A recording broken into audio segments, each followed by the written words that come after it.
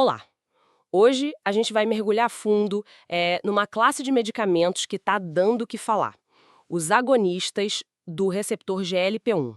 O foco é o uso para obesidade, mas em pessoas sem diabetes, tá? Exato. Basicamente, eles imitam um hormônio nosso, o GLP-1. Ele ajuda a gente a se sentir saciado, sabe? E regula o açúcar depois de comer. Isso. E para essa análise a gente se baseou em fontes bem robustas, né? Duas grandes revisões. Sim, uma com 15 estudos, mais de 10 mil pessoas. E outra, nossa, gigante, 143 estudos, quase 50 mil pacientes. Uau! E a nossa missão aqui é entender mesmo, tipo, o qual eficazes eles são para perder peso, que mais eles fazem no corpo, efeitos no coração, metabolismo e, claro, os efeitos colaterais. É isso aí. Certo, então vamos começar pelo principal, o peso. Os dados são bem claros, né? Esses remédios funcionam bem melhor que placebo para emagrecer. Muito melhor. A cada análise de Ansari e colegas mostrou uma perda média geral de quase 9 quilos, o que já é bastante. Sem dúvida. Mas o que impressiona mesmo é a diferença entre eles, né? A potência. Totalmente. Olha só, a perda vai de uns 3,3% com a isenatida, que foi a menor, até, tipo, impressionantes 17% com a tirzepatida. Essa realmente se destaca. A tisepatida dá num patamar bem alto mesmo. E a semaglutida também com números fortes, ali por volta de 12%, liraglutida uns 5%. São resultados consistentes. E não é só a média, né? Uma galera consegue atingir aquelas metas importantes, sabe? Perder 5%, 10%, até mais de 15% do peso. Exatamente. E a tirzepatida de novo liderando nesses níveis mais altos de perda. Tem um dado que fala que 86% de quem usou semaglutida perdeu pelo menos 5%. É muita gente. E a robustez dessa evidência com milhares e milhares de pacientes é o que dá peso a esses achados, né? Não é algo pequeno. A gente está falando de uma eficácia que, para os mais potentes, começa a, digamos, beliscar os resultados de algumas cirurgias bariátricas de média eficácia. Nossa, comparável à cirurgia. Isso é impactante. Sim, e o mecanismo básico, como a gente falou, é reduzir o apetite e também fazer a comida demorar um pouco mais para sair do estômago. Uhum. E isso leva direto a uma redução importante do IMC, o índice de massa corporal. A média foi de uns 3 kg² a menos. A semaglutida, por exemplo, teve um dos maiores efeitos individuais nisso, quase 4,5 kg² de redução. Entendi. Então, o ponteiro da balança mexe bastante. Mas parece que a história não para por aí, né? Tem outros benefícios importantes também. Exatamente. A análise de Ansari também mostrou melhorias cardiovasculares. Uma redução na pressão sistólica, a máxima, de uns 4 milímetros Hg, em média, e na diastólica, a mínima, de quase 1,5 milímetros Hg. São reduções significativas, sim. E o perfil de gorduras no sangue também melhorou na colesterol total, LDL, aquele ruim, VLDL, triglicerídeos, tudo caiu. Sim, e o HDL, o bom, subiu um pouquinho. Eles usaram até uma medida estatística, o SMD, para mostrar essa consistência. Os números foram bem legais, especialmente para triglicerídeos e VLDL. E o fascinante é justamente esse potencial, né?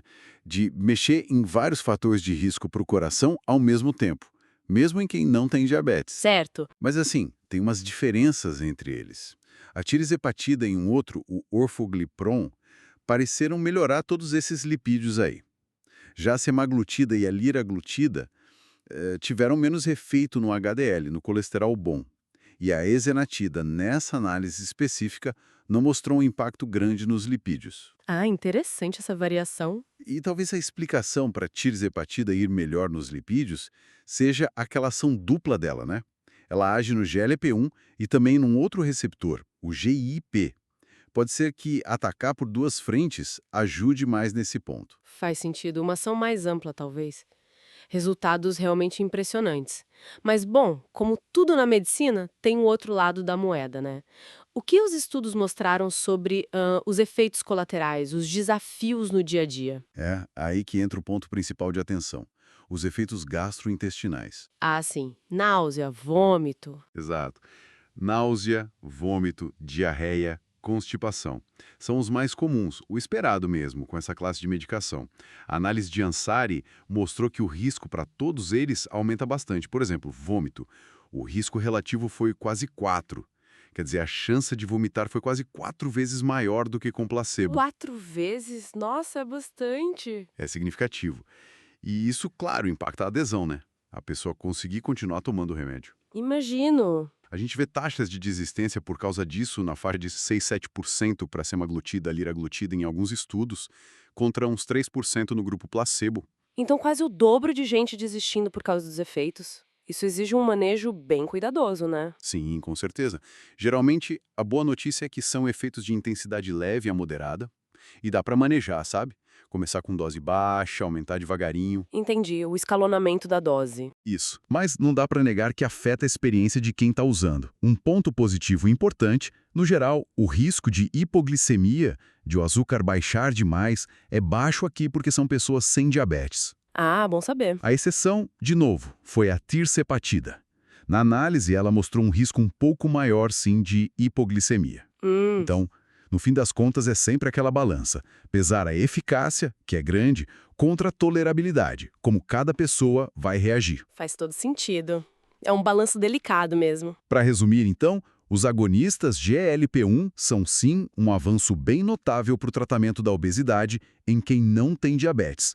Eles entregam uma perda de peso expressiva, algo que era difícil só com remédio antes, e ainda trazem esses benefícios cardiovasculares potenciais. Mas tem o lado B. Mas tem o lado B, que é esse perfil claro de efeitos colaterais gastrointestinais.